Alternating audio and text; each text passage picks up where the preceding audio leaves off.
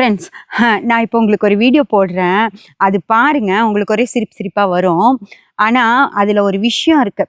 நம்மலாம் என்ன நெனச்சுக்கிறோம், வாழ்க்கை வந்து அப்படியே ஸ்மூத்தாவே போகணும். எந்த பிரச்சனையும் வரவே கூடாது. ரிலாக்ஸாவே நம்ம இருந்துறணும் அப்படின்னு சொல்லி தானே நம்ம நெனைக்கிறோம்.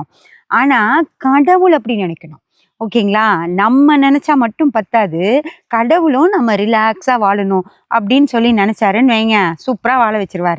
அப்படி இல்ல அப்படின்னா, நம்ம வந்து சரியா போகணும். எந்த தப்பான இடத்துலயும் காலே வச்சிடக்கூடாது அப்படின்னு நெனச்சு தானே நம்ம போவோம். ஆனா, அவரு என்ன பண்ணுவாரு தெரியுமா? கால வழுக்கி உங்கள பிரச்சனைக்குள்ள கொண்டு போய் தள்ளிடுவார். அது எப்படி இப்படின்னு சொல்லி பாருங்க. ஒரு அம்மா இந்த வீடியோல ஒரு வேலை பண்றாங்க.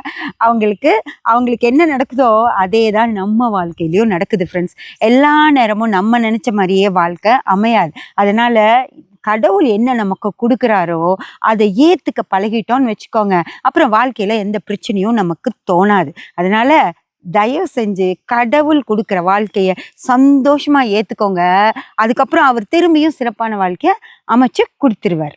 ஓகேயா? இப்ப பாருங்க.